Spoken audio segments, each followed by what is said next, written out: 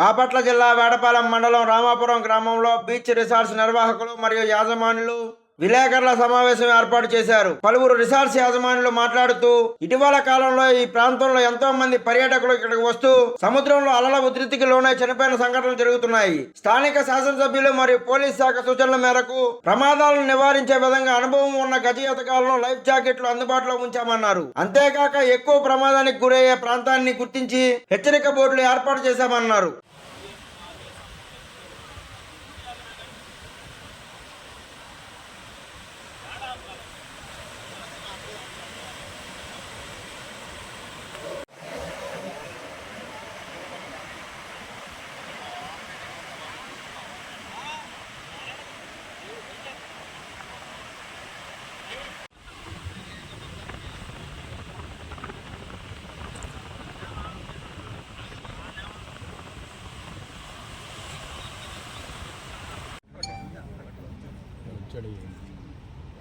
వెళ్ళి సార్ ముందుకు వెళ్ళిపో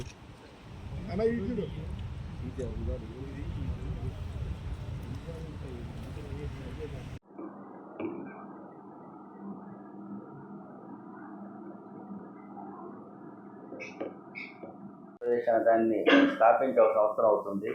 దీంట్లో శ్రీకాకుళం దగ్గర తీసుకొని మన కోస్టల్ ఏరియా ఎంతవరకు ఉన్న ఆంధ్రప్రదేశ్ బోర్డర్లో ఆ దగ్గరలో ఉన్న అన్ని రిసార్ట్స్ని కూడా దీంట్లో మెంబర్స్ కింద జాయిన్ చేస్తున్నాము. వైజాగ్ నుంచి కూడా చాలామంది ఇందులో మెంబర్స్ ఉన్నారు, కాకినాడ నుంచి ఉన్నారు, మన ఒంగోలు నుంచి ఉన్నారు, అట్లాగే మన చీరాలు కూడా అందరూ మెంబర్స్ అయ్యారు ఇందులో. ఈరోజు అట్లాగే మన అనుకోకుండా కొన్ని విపత్తులు సంభవించినాయి మన చీరాల బీచ్లో.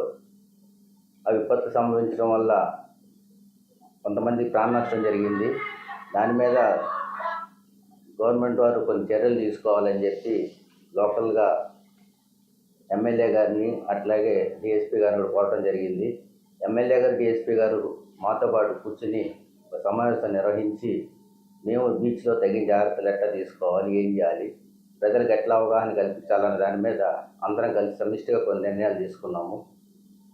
దాన్ని సందర్భంగానే బీచ్లో ఎక్కువలో తెల్లకుండా ఉండటానికి రెడ్ ఫ్లాగ్స్ అరేంజ్ చేయడం జరిగింది. అట్లాగే మేము కొన్ని చోట్ల డేంజర్ జోన్ బోట్స్, అట్లాగే స్విమ్మింగ్ ఏరియాస్ ఇవన్నీ కూడా బోట్స్ ప్లే కార్డ్స్ పెట్టడం జరుగుతుంది. అట్లాగే 5 పాయింట్స్ గుర్తించాము మేము స్విమ్మింగ్ ఏరియాస్ కింద.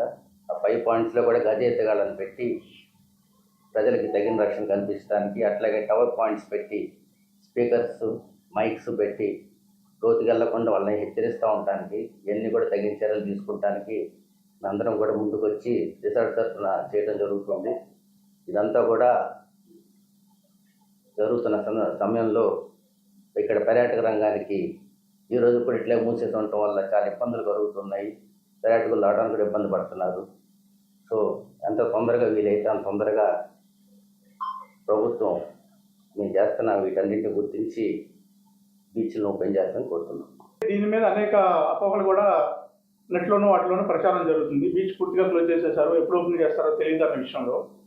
సో దీనికి వ్యాపారస్తులుగా మాకు, అలాగే లోకల్ పర్సన్స్కి, పర్యాటకులకు కూడా ఇబ్బంది కలుగుతుందనే ఉద్దేశంతో ఎమ్మెల్యే గారు, పోలీస్ అధికారులు వాళ్ళతో కూర్చుని తక్షణంగా భద్రతా చర్యలు ఏమి ఏర్పాటు చేయాలనేది అడిగినప్పుడు ఒక 5 పాయింట్లలో మాత్రమే స్నానాలకు అనుమతించాలి. బీచ్ మొత్తం మన వాటర్ దగ్గర నుంచి పడుసుపైపాలెం వరకు 10 కిలోమీటర్ స్ట్రెచ్ ఉంది.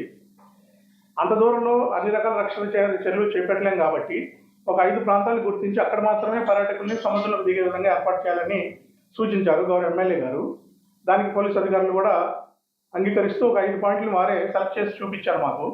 సో 5 పాయింట్లో కూడా మేము ఒక్కొక్క పాయింట్లోనూ కొంతమంది గజయితగాల్ని, అలాగే సూచన బోర్డులు, ప్రమాద హెచ్చరిక బోర్డులు, అట్లాగే మేము ఏర్పాటు చేసిన గజయితగాళ్ళకి కావాల్సినటువంటి రక్షణ సామగ్రి, లైఫ్ జాకెట్స్, లైఫ్ బాయ్లు అలాంటివన్నీ కూడా ఏర్పాటు చేసుకున్నాము. ఈ 5 ప్రాంతాల్లో కూడా వాళ్ళు పోలీస్కి ప్లస్ గజయితగాళ్ళకి కలిపి అవుట్ పోస్టులు కావాలని కూడా కోరారు. దానికి మన రిసార్ట్ ఓనర్స్, ముఖ్యంగా చీరాల్లో ఉన్న రిసార్ట్ ఓనర్స్ అందరూ కూడా స్పందించి ఒక 10 lakhs వరకు కూడా పోగేశాము. సో దాంతో మేము ఆల్రెడీ ఆర్డర్ చేస్తున్నాము. 5 ప్రాంతాల్లో కూడా అవుట్ పోస్టులు త్వరలోనే ఏర్పాటు అయిపోతాయి. సో ఈ విధంగా మనం వెంటనే రక్షణ చర్యలు చేపట్టిన తర్వాత కూడా ఇంకా బీచ్ ఓపెన్ చేయకపోవడం కొంచెం దురదృష్టకరమైన పరిణామం యాక్చువల్గా.